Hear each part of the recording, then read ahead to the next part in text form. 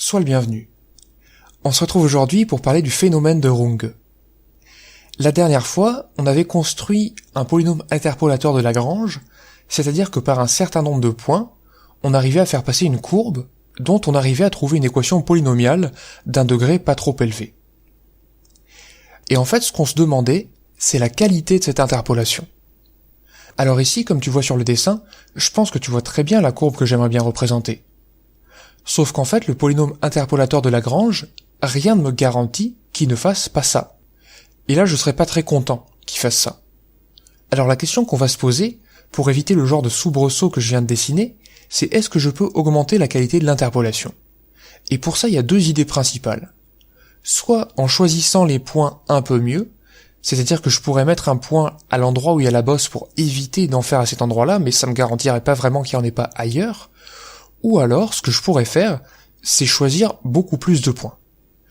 Donc ce que je peux me dire ici, c'est que sur ma courbe, si je choisissais 300 000 points d'interpolation, ça devrait largement suffire à laver l'affront causé par ce soubresaut qu'on vient de voir. Et aujourd'hui, c'est ça qu'on va examiner. On va se demander, que se passe-t-il si je choisis plus de points? Est-ce que ça suffit à garantir l'absence de blague? Alors dans cette émission, je vais prendre un exemple, et je vais considérer la fonction qui va du segment 0,1 dans R, et qui est un réel x associé 1 sur x plus alpha carré, où alpha c'est un nombre réel strictement positif. Alors on peut imaginer que f va être représenté par une courbe qui a cette allure-là, et qui vaut 1 sur alpha carré en 0, et qui en 1 vaut 1 sur 1 plus alpha carré. Et en fait, pour être un peu taquin, je vais me demander qu'est-ce qui se passe quand alpha devient petit. Parce qu'en fait, quand alpha devient petit, eh bien en 0, je vais avoir tendance à tendre vers plus l'infini, et du coup je vais me dire, ça va commencer à devenir difficile à interpoler. Mais rappelle-toi, moi je me disais qu'avec 300 000 points, normalement, j'étais peinard. Et bien on va voir si c'est le cas ou pas. Alors ce qu'on va faire, c'est qu'on va choisir nos points d'interpolation, on va choisir les abscisses des points d'interpolation, et on va choisir pour tout i dans 1n, où n est un antinaturel non nul, ai qui vaut 2k-1 sur 2n, le tout au carré. Alors si tu te demandes comment on pourra avoir l'idée de choisir de tels points d'interpolation, eh bien l'idée c'est que de la façon dont ils sont choisis ici, il y en a un peu plus vers 0 que vers 1. Et en fait ça paraît être un choix sensé, parce que la partie qui a l'air la plus difficile à interpoler par une fonction polynomiale, c'est celle qui tend vers plus l'infini. Parce qu'une fonction polynomiale, en un point donné, elle ne tend jamais vers plus l'infini. Et donc mon idée, c'est de me demander, bon ça c'est la courbe que j'ai des points d'interpolation. Ce que je me demande, c'est est-ce que le polynôme d'interpolation de Lagrange ressemble à la courbe en bleu ou pas? Donc ce polynôme d'interpolation de Lagrange, eh bien on avait son expression dans l'émission précédente, et on trouvait cette expression-là. Et mon but ici, ça va être d'étudier la fonction différence entre ma fonction de base et la fonction polynomiale issue du polynôme interpolateur de Lagrange. Parce que cette fonction-là, dans l'idée, elle va évaluer la qualité de l'interpolation. Ce que j'aimerais bien, c'est qu'elle soit petite, déjà qu'elle prenne des petites valeurs, cette fonction-là, et si possible, que quand n tend vers plus l'infini, eh bien l'expression f de t moins pn de t tende vers 0. Ça voudrait dire que quand je prends plein de points d'interpolation, eh bien en fait, la fonction polynomiale se rapproche beaucoup de la fonction d'origine. Alors pour faire ça, ce que je vais faire, c'est que je vais pas étudier la fonction différence elle-même. Mais en fait, je vais considérer le polynôme 1 moins x plus alpha carré, facteur de pn. Et en fait, l'idée c'est que j'ai tout multiplié par x plus alpha carré, de telle manière à posséder ici un polynôme de Rn de x. Autrement dit, je me suis débarrassé temporairement du dénominateur. Alors maintenant, ce que je peux remarquer de très intéressant, c'est que pour tout entier i qui est compris entre 1 et n, je peux calculer d de ai, où ai c'était l'abscisse d'un point d'interpolation. Alors si je remplace, ça donne cette expression-là, sauf que pn de ai, eh bien comme c'est un polynôme interpolateur en certains points qui sont sur le graphe de la fonction f, eh bien ça vaut f de ai. Donc ça me donne cette expression-là. Sauf que maintenant, si je regarde la fonction f et que je remplace f de ai par sa valeur, eh bien je m'aperçois que cette expression-là, ça vaut tout simplement 0. Sauf qu'en fait, ça c'est très particulier. Parce que comme ça, d c'est un polynôme qui est non nul déjà.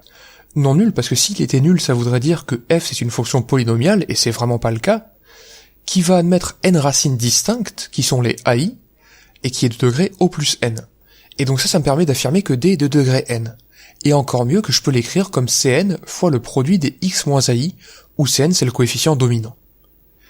Alors maintenant, j'aimerais bien revenir à mon but, c'est-à-dire que tout ça, je l'ai fait en multipliant par grand X plus alpha carré pour me ramener à un polynôme, et maintenant je peux revenir à ma fonction d'origine. Alors je vais dire que pour tout x dans 0, 1, eh bien la fonction polynomiale associée à d évaluée en petit x, ça vaut tout simplement l'expression qu'on vient de trouver. Et maintenant, en divisant tout ça par x plus alpha carré, eh bien je trouve finalement que la différence entre f et pn évaluée en x, ça vaut cette expression-là. Alors là, je me permets de mettre en scène encore une fois le principe d'aller-retour que tu auras pu voir dans d'autres émissions, c'est-à-dire que dans un premier temps, j'ai multiplié par x plus alpha carré, c'est le trajet aller, pour me ramener à des polynômes qui sont des objets très agréables à manipuler. Ensuite, j'ai utilisé mon résultat, qui était qu'un polynôme non nul qui admet n racines distinctes et de degré O plus n admettait vraiment n racines et que j'avais une très belle factorisation. Et ensuite, j'ai fait le retour pour revenir à mon but. Alors maintenant, la seule chose qui est chagrinant ici, c'est ce coefficient Cn, que je ne connais pas, mais en fait, il y a un moyen très simple de le trouver, c'est de calculer d de moins alpha carré. Alors déjà, ça fait cette expression, en utilisant la factorisation, sauf que si je regarde la définition du polynôme d, eh bien en fait, d de moins alpha carré, ça vaut 1. Et donc du coup, ça me permet d'affirmer que Cn, c'est 1 sur le produit des moins alpha carré moins ai. Et donc ça me permet de conclure et de trouver une expression de f de x moins pn de x en fonction des données de l'énoncé, c'est-à-dire de n, de alpha et des ai qui sont les abscisses des points d'interpolation. Alors ce que je peux me demander, rappelle-toi, le but à la base était de se demander qu'est-ce qui se passe quand n tend vers plus l'infini. Et là, c'est le drame. Parce que quand alpha est strictement plus petit que 1/2, eh bien en fait ce qu'on peut démontrer, c'est que la différence en valeur absolue entre f de 1 et pn de 1, ça tend vers plus l'infini. C'est-à-dire que non seulement rajouter des points, ça n'améliore pas l'interpolation, ça l'empire. Alors en fait, pour démontrer ce point-là, j'ai trouvé une merveilleuse démonstration, mais la marge est trop étroite pour la contenir, si tu vois ce que je veux dire. Non, en fait, plus sérieusement, c'est assez difficile, c'est assez technique, et je te donne comme référence l'épreuve de HEC 1988, où il est justement question de ce qu'on appelle ici le phénomène de Runge. Donc ce phénomène-là, il explique que même si on choisit beaucoup de points d'interpolation, il va exister des fonctions où au bord, il se passe des phénomènes assez fâcheux, comme ici avec la courbe que j'ai tracée en jaune, où peut-être que l'interpolation est impeccable sur un segment inclus dans 0,1, mais qu'en fait, tout au bord, il y a vraiment un problème parce que ça tend vers plus l'infini, et dans l'idéal, dans l'idée qu'on avait de l'utilisation des polynômes de Lagrange, ça nous arrange pas vraiment que ça tende vers plus l'infini. Alors pour conclure sur ce point justement, si on veut vraiment faire de l'interpolation, au sens du design, du graphique, si on a envie de tracer quelque chose de joli, que tu fasses des mathématiques ou que tu t'intéresses un peu à l'illustration vectorielle, tu vas retrouver cette notion de courbe de Bézier qui sont, à mon sens, bien plus performantes que les polynômes d'interpolation de Lagrange.